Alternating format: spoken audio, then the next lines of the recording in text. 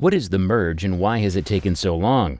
The Ethereum merge is expected to move the Ethereum blockchain from the ongoing Proof of Work (POW) agreement system to a Proof of Stake (POS) model, planned to be quicker and more energy productive. However, changing the second biggest blockchain from one framework to the next is an inconceivably mind-boggling multi-step process. Every choice genuinely must be evaluated thoroughly. What is proof of stake and why is it needed? Rather than proof of work, which expects excavators to seek rewards in light of how much computational power they can gain, the proof of stake component arbitrarily chooses validators comparative with the aggregate sum and time their Ether ETH cache has been marked. Until POS validators don't have to mine blocks to keep up with the organization. They need to make new blocks when picked and approve others when not.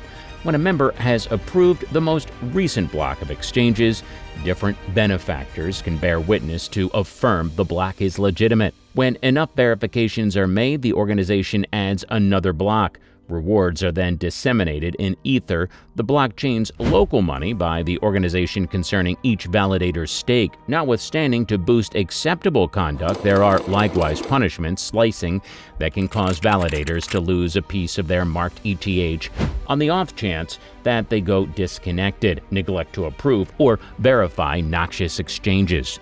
Notwithstanding the highly technical information and skill expected to become a validator, anybody can join on the off chance that they meet the base prerequisite of 32 ETH. Individuals can't meet the edge can, in any case, contribute by marking Ether in a pool and getting a piece of the prizes.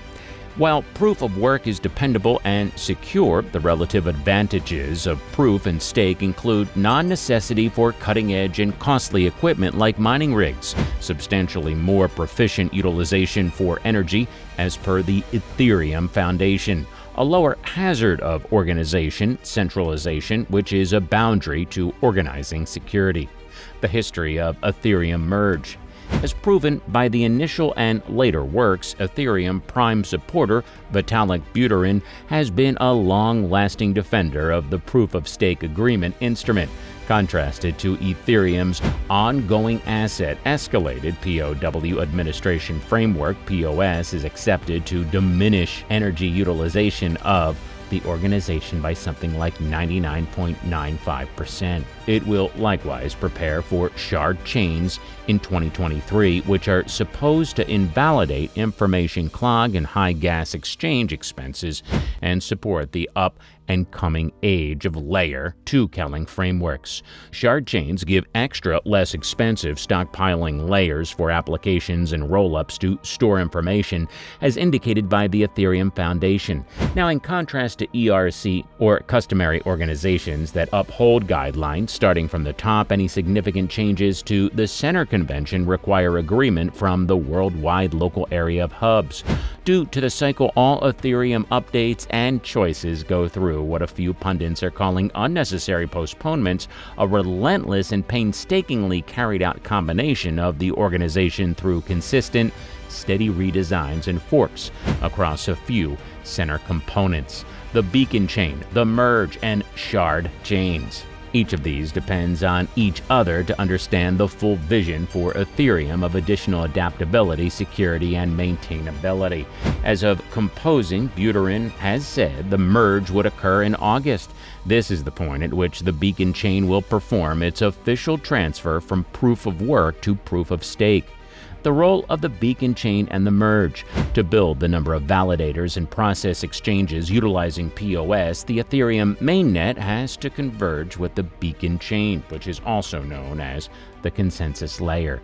Transported on December 1st, 2020, around early afternoon UTC, the beacon chain, which runs lined up with the leading network or live blockchain rendition, currently has around 375,000 dynamic validators and is also the component answerable for controlling proof of stake.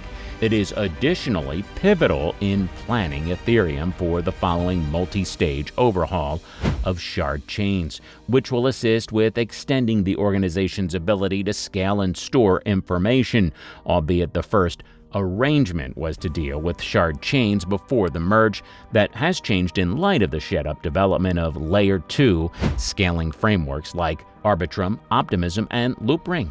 So the more significant part of the Ethereum network tracked down the merge, and the progress to proof of stake was a main priority.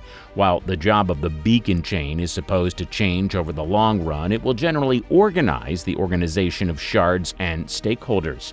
As the beacon chain can't run savvy agreements or handle accounts, the converging with the main net will carry this capacity into the proof of stake environment.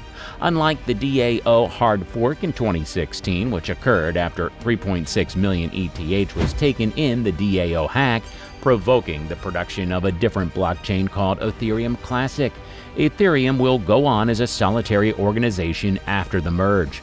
Fundamentally, the whole Ethereum POW chain turns into the Ethereum POS chain. The merge won't influence the information layer of Ethereum, so that no exchanges will be lost in this change. Be that as it may, miners will probably stake their resources and assist with approving the Ethereum leading network because mining will not be needed. Well, that's it for today. We hope you enjoyed this video. Please do give it a thumbs up. We'd love to hear your suggestions and feedback in the comments section. Also, don't forget to subscribe to our channel for more amazing videos. We'll see you in the next one. Till then, peace out.